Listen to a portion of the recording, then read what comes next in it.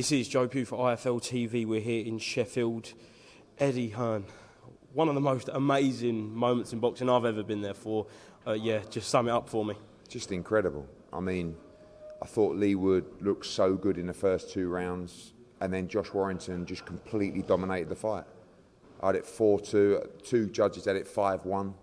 He was, I believe, on his way to stopping Lee Wood. I thought Lee Wood looked half spent. I thought he looked hurt to the body. I thought he looked... you're right there, Parsons. Is that for your private collection?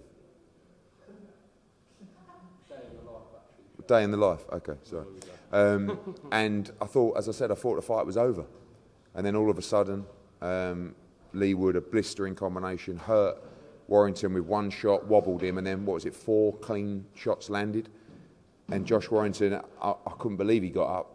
And when he did, he was all over the place, back to the corner, started to compose himself, but just didn't turn round.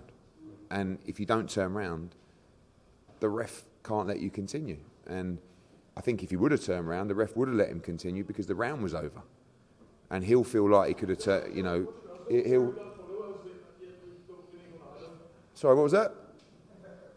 All right, thanks. Yeah. And... You've lost your train of thought now, haven't you? No, but I think that Sean, the whole team felt that Josh could have continued, but he had to turn round. And it was just thrilling, absolute thriller. Is that some of the best boxing we've actually seen from Josh Warrington in recent years? Yeah, but this is where Josh is massively underappreciated and under-respected. He's always, he's a top featherweight. Even in the Lopez fight, he had a bad start. He was tremendous in the back half of that fight. He stopped Kiko Martinez, you saw stop Jordan Gill, stop Kid Galahad. He beat Frampton, he's a tremendous fighter. And he was beating Lee Wood comfortably. But Lee Wood is he pulls it out of the bag. He has tremendous punch power. And, you have to give Lee Wood the respect of being the top featherweight in the world. He's unbelievable, but his featherweight days now are done. And, you started to see that tonight, but it's just an incredible tournament. Could the rematch be made at Super Feather? It would have to be, if we made it, because Lee's said that this is my last fight at featherweight. So, it's very likely he'll vacate the belt. It'll be Komatov against Ray Ford for the vacant WBA featherweight title, which is a great fight as well. And Lee Wood will look at Super Feather. He'll look at all the big fights, but most importantly, he'll look at the City Ground. And that's what we've got to deliver for him now, because he deserves it. He was already a hero in Nottingham. But after tonight, he's going to have the keys to the city, and he deserves it. Joe Cordina, if he comes through? Maybe. I mean, look, we've got plans for Joe to fight in a stadium fight in Cardiff. But it's a big money fight for Joe Cordina.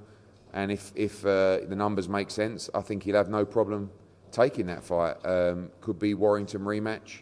Josh will feel like he's got the beating of Lee Wood, but it would have to be a catch weight or above 126. Navarrete, other champions at 130 pounds, but we've got to do everything we can. The club have been on this week. They want to help us to make it happen, so looking forward to getting that over the line. Just a word on the atmosphere, because that was absolutely special, wasn't it? It was very special, and when you get 2 fans like that making noise either side, just back and forwards, and the Nottingham fans started the fight so confidently, then they went a bit quiet, and then they just erupted in the 7th round, and just an unbelievable finish, unbelievable fight. I've got to say, because we did interview Frank Smith and Sean O'Hagan Sean O'Hagan come up with how much you paid that referee. Emotions running high? Yeah, I mean, we have no preference of who wins the fight.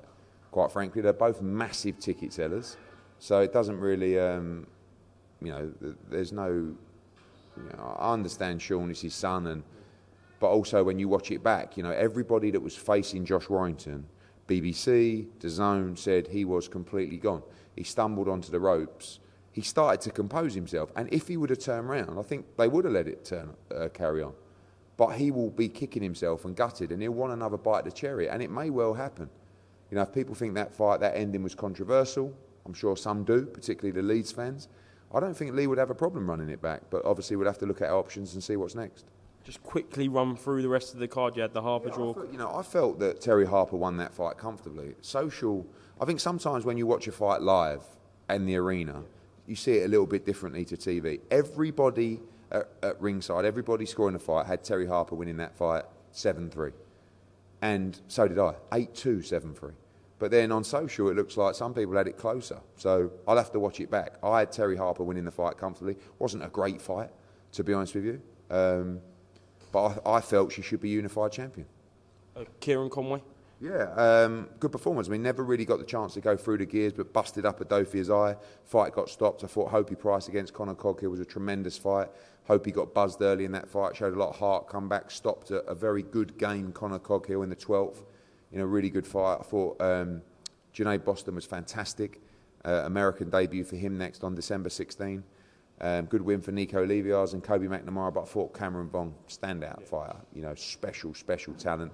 And we're going to step him up nice and fast in Newcastle on November 11th. Obviously, your next question is, we announced November 11th tonight, next gen, Pat McCormack in a huge step up and some great fights in Newcastle, but everyone raving about December 2nd.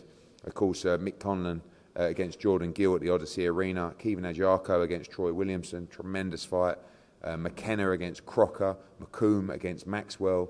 We're going to sell out the Odyssey. We haven't been there since 2017, and now back-to-back weeks in Ireland, November 25th in Dublin and December 2nd in Belfast.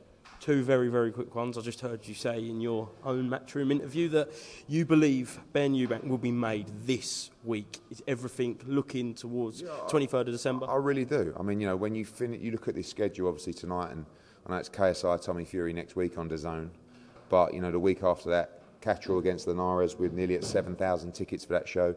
Mexico, tremendous fight. Oshaki Foster against Rocky Hernandez. Then we're in Monaco for Caldina. Now we're in Newcastle on November 11th. Diego Pacheco in Los Angeles on the 18th. Cameron against Taylor in Dublin on the 25th. Now Belfast for the big Conlon show on December 2nd. December 9 is Haney against Prograde. December 16 is Sonny against BAM Unification. And if we can wrap it up with Benn EUBANK on the 23rd, I've never seen a schedule, I've never seen a run like it. So I told you we were coming on the back end of this year, and that's what we're doing. So I will do everything I can with Frank to get Benn EUBANK made this week. In Abu Dhabi? Wherever it takes. I want to do the fight in Britain, and we're going to do everything we can to make this fight happen in Britain. Last one. Are we going to see you in Manchester next week?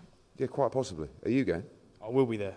You'll be loving it, won't you? Imagine you with a view. Oh, Salt Pappy. Can you have a little bit with me, Joe? You like Salt Pappy? Oh, Slim. Dylan. Oh. Dylan Dennis. Do you think he's going to turn up? I do, actually, yeah. Do you think he'll beat him? No. Eddie, thank you very much. Excellent night. Thank you.